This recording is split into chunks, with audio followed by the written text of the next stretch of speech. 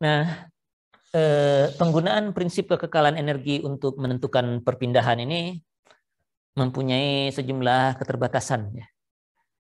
Kalau Anda sudah baca slide atau nonton video yang saya taruh di EduNext itu, mestinya sudah melihat apa keterbatasannya. Atau kalau Anda memperhatikan yang tadi, kira-kira apa keterbatasan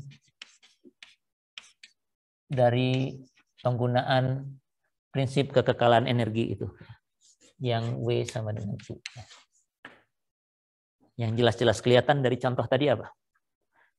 Yang ini yang kelihatan yang satu itu aja, yang rangka itu. Tadi kita sudah bikin contoh yang satu yang begini ya. Selain yang rangka yang di sana, ada cantilever, ada balok di atas dua tumpuan dengan beban di tengahnya ya. Oke. Ada yang melihat ada keterbatasannya? Ini deltanya yang ini begini, deltanya yang di tengah. Kalau Anda lihat contoh-contoh ini, bagaimana gaya yang bekerja?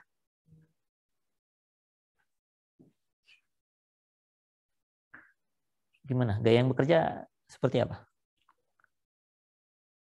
Atau apa istimewanya gaya-gaya yang bekerja yang begini? Pertama adalah bahwa gayanya hanya ada satu. Ya. Di situ gaya yang 60, di sini P, di sini P. Ya. Hanya ada satu gaya.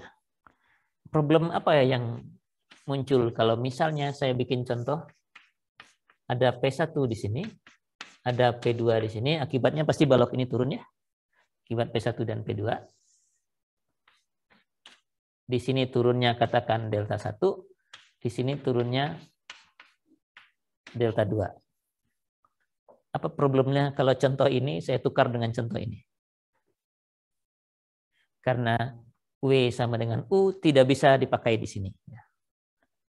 Tidak bisa dipakai untuk mencari perpindahan, maksudnya sebegitu. Kalau prinsip kekekalan energi sih pasti berlaku ya. Nanti kita bisa mengubah dunia kalau kita bilang prinsip kekekalan energi tidak berlaku di sini ya. Berlaku, prinsip kekekalan energi pasti berlaku. Itu mah sudah dibuktikan dari zaman dahulu kala dan belum ada yang membantah sampai sekarang ya. Tapi ini struktur yang begini tidak bisa kita hitung perpindahannya menggunakan prinsip kekekalan energi ini. Kenapa begitu? Ada yang mau coba jawab? Berapa kerja gaya luar di sini?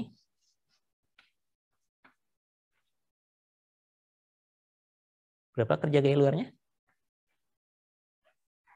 P2 tambah P1 ya Pak ya? Ya, nggak bisa dong. Kerjanya harus dihitung satu-satu, baru dijumlah. Karena mereka beda-beda ya posisinya. Jadi ini setengah, P1, delta 1. Itu kerja yang ini saja baru kan ya. Terus ada kerja dari yang ini ya. Setengah, P2, delta 2 ya. Oke, nggak masalah. Ini kerja gaya luar. Kerja gaya dalam, energi regangan, Anda tetap bisa hitung. Anda cari momennya, lalu cari U-nya. U nggak ada masalah ya, U-nya oke. Cek, ini bisa dihitung. Keluar satu angka gitu. Atau kalau dalam ini fungsi dari P, L, dan E, dan I gitu ya. Ini nggak ada masalah. Tapi begitu Anda tuliskan prinsip kekekalan energinya bahwa W sama dengan U, ini kita samakan dengan ini, maka ada dua delta. Persamaan kita cuma satu, ya ini persamaan kekekalan energinya ini. Jadi kita nggak akan tahu delta 1 berapa, nggak akan tahu delta 2 berapa. Jadi ini batasannya. Nggak bisa nih kalau bebannya 2 begini, di kerja gaya luar akan muncul 2 delta gitu ya. Dan kita nggak akan bisa selesaikan kalau cuma satu ini persamaannya. Oke. Wah, itu baru 2. Barangkali Anda jadi punya ada lampu begitu yang muncul dari kepala Anda. Ya, apalagi kalau misalnya bebannya merata begitu ya.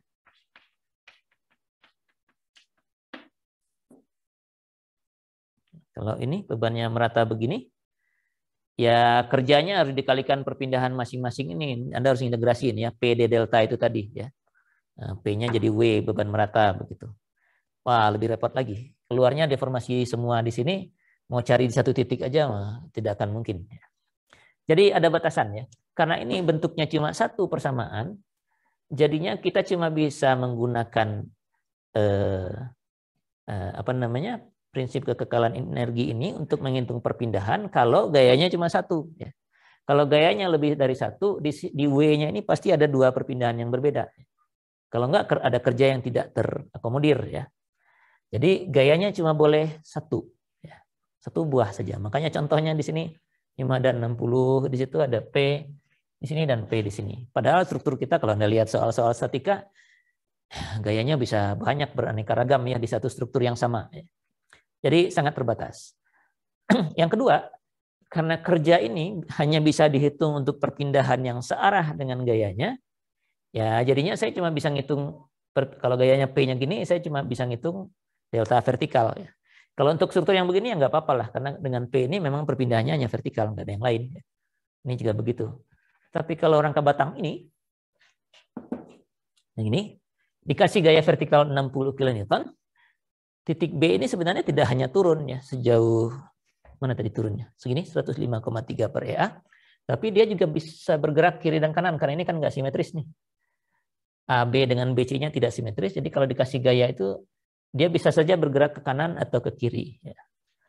Nah, berapa besar bergerak ke kanan atau ke kirinya nggak bisa dihitung pakai ini. B sama dengan U. Karena deformasi ke arah kanan atau kiri itu tidak memberikan kerja untuk gaya yang 60 ini. Jadinya nggak akan muncul delta horizontalnya itu ya, yang ada cuma delta vertikal. Jadi ada dua keterbatasan. Pertama, gayanya harus satu. Terus perpindahannya yang kedua juga harus searah dengan gaya tersebut. Jadi ini sangat terbatas ya. Jadi tidak universal ya. Oleh karena itu kita perlu menggunakan metode yang lain. Nah, disitulah bergunanya dua metode lain yang tadi di awal disebutkan. Satu metode masih sempat saya bahas sekarang, satu lagi minggu depan. Ya. Dua yang berikutnya ini lebih general cepatnya.